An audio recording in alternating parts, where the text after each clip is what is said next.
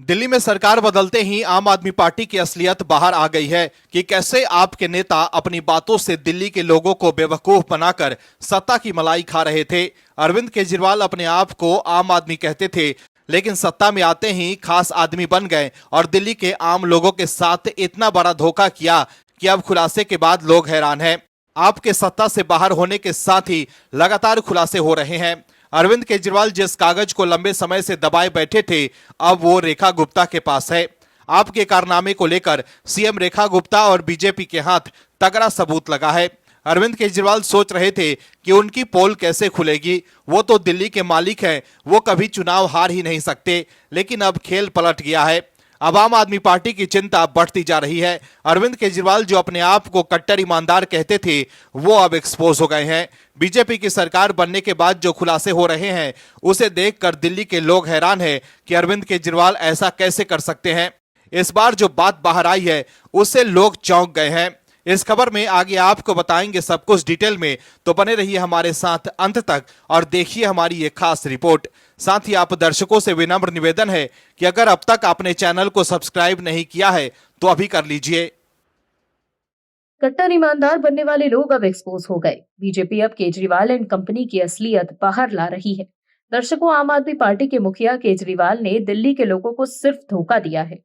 उनको इस बात से बिल्कुल भी मतलब नहीं था कि दिल्ली के लोग बेहतर जीवन कैसे जिएंगे। उन लोगों को बिल्कुल मतलब नहीं था कि लोगों का जीवन आसान कैसे होगा। उन लोगों को बिल्कुल भी मतलब नहीं था कि लोग हमारे बारे में क्या कहेंगे। सिद्धांतों की राजनीति करने वाले लोगों ने जनसेवा की नैतिकता को पूरी तरह से त्याग दिया। अरविंद केजरीवाल ने जिस तरह से दिल्ली के लोगों को ठगा, उससे दिल्ली के लोगों का मन दुखी हो गया, जिसके कारण से दिल्ली की जनता ने केजरीवाल को दिल्ली से भगा दिया।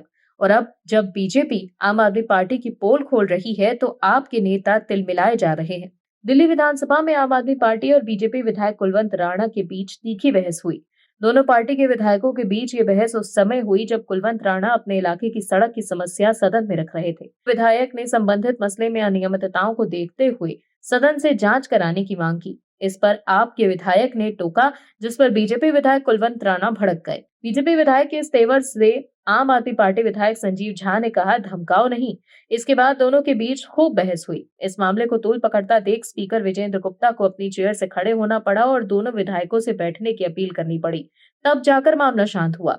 सत्ता से बाहर होते ही आम आदमी पार्टी के नेता सदमे में हैं और आपा खो बैठे हैं। वहीं सीएम रेखा गुप्ता और बीजेपी ने भी पोल खोलना शुरू कर दी है। दरअसल दिल्ली की सीएम रेखा गुप्ता ने यमुना की सफाई को लेकर आम आदमी पार्टी पर हमला बोला। उन्होंने कहा कि यमुना को लेकर जिन्होंने पाप किया, जनता ने उनको साफ कर दिया। झाड़ू फेर दी दिल्ली की जनता ने। यमुना सफाई और रिवर फ्रंट बनने के बाद वहां भी बड़ा सत्संग आयोजित होगा। मैं खुद गुरुदेव श्री श्री रविशंकर को आमंत्रित करने जाऊंगी। रेखा गुप्ता ने यह भी कहा कि झाड़ू से यमुना की सफाई नहीं हो पाई, ये काम डबल इंजन मशीन से होगा। गंगा यमुना ज्ञान और भक्ति के प्रतीक है। रस की धारा है यमुना। श्रद्धा से ज्ञान और ज्ञान से जीवन सुगम होता है, आनंदमय होता है जीवन। उन्होंने कहा कि धर्म की रक्षा करने से धर्म हमारी रक्षा करता है। वहीं बीजेपी के दिल्ली इकाई के अध्यक्ष वीरेंद्र सचदेवा ने आम आदमी पार्टी पर निशाना साधते हुए ये कहा कि रिपोर्ट में पता चला है पिछली सरकार आम आदमी पार्टी की नहीं बल्कि लुटेरों की थी। स्वास्थ्य क्षेत्र पर कैग रिपोर्ट के बारे में बात करते हुए उन्होंने दिल्ली के लोगों को चेतावनी दी। साथ ही आम आदमी पार्टी सरकार उसकी सेवा नहीं कर पा रही थी, ये भी बताया, बल्कि लोगों की दुश्मन थी ये सरकार। उन्होंने आरोप लगाया कि पिछली दिल्ली सरकार ने केंद्र सरकार से मिले कोविड राहत कोष का इस्तेमाल नहीं किया था। वीरेंद्र सचदेवा ने कहा कि जो मुझे बुरा लग रहा है वो है दिल्ली सरकार या किसी भी सरकार का काम ये सुनिश्चित करना है कि वो लोगों को सुविधाएं दे। लेकिन ये रिपोर्ट देखकर मैं हैरान हूँ।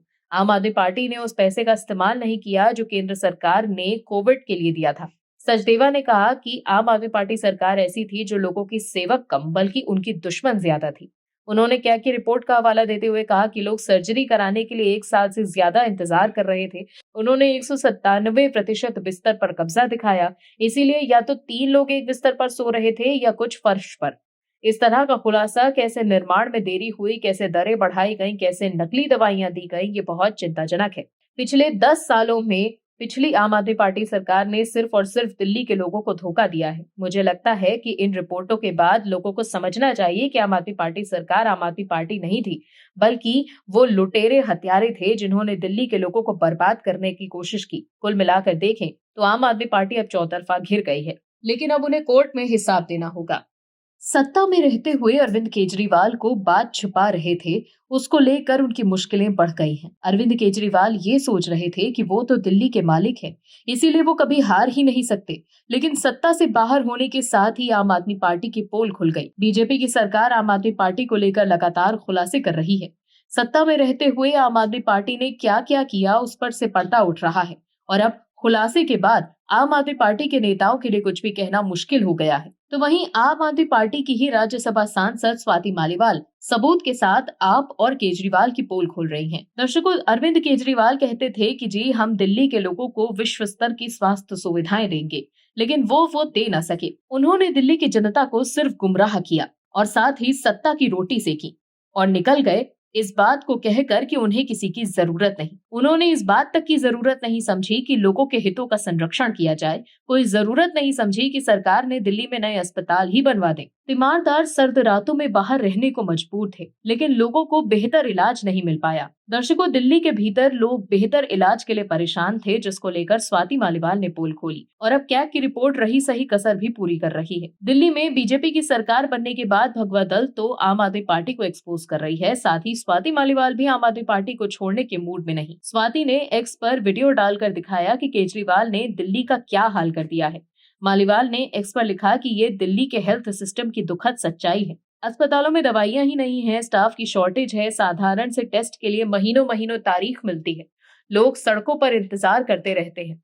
आज स्वास्थ्य सिस्टम पर कैग रिपोर्ट विधानसभा में रखी गई। सच्चाई सबके सामने आनी चाहिए कि ये सिस्टम सुधारना चाहिए। वहीं कैग रिपोर्ट को लेकर स्वाति मालीवाल ने एक्स पर लिखा है कि दिल्ली की स्वास्थ्य व्यवस्था पर कैग रिपोर्ट में चौंकाने वाले खुलासे सामने आए, जिस पर केजरीवाल जी को घर से बाहर निकलकर जवाब देना चाहिए। कोविड फंड में मिले 787.91 करोड़ में से सिर्फ 582.84 करोड़ रुपए खर्च हुए।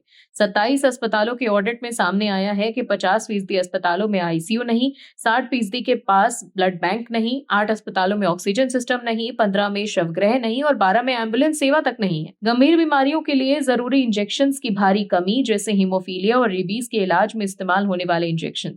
2016-17 से 2020-21 के बीच 32,000 नए बेड जोड़ने का वादा, लेकिन हकीकत में सिर्फ 1,357 बेड्स ही जोड़े गए। सर्जरी और टेस्ट के लिए महीनों लंबा इंतजार, मरीजों को समय पर इलाज नहीं मिल पा रहा। अक्टूबर 2022 से मार्च 2023 के बीच मोहल्ला क्लिनिक जाने वाले 70% मरीजों को 1 मिनट में भी कम समय में देखा गया। तो देखा आपने कैसे स्वाति मालीवाल लगातार आम आदमी पार्टी की पोल खोल रही हैं। दर्शकों, समझने की जरूरत है कि दिल्ली के भीतर एक ऐसी सरकार थी जिसने सिर्फ और सिर्फ लोगों का शोषण किया, विकास के नाम पर लोगों को गुमराह किया, लेकिन अपने लिए शीश महल जरूर बनवा लिया। लेकिन अब दिल्ली के लोगों ने उन्हें सत्ता से बाहर का रास्ता दिखा दिया। उन्हें वैसी सरकार चाहिए जो जनता के लिए काम करे, ना सिर्फ अपने लिए। बीजेपी की सत्ता में आने के बाद से ही आम आदमी पार्टी के कारनामे एक एक कर बाहर आ रहे हैं।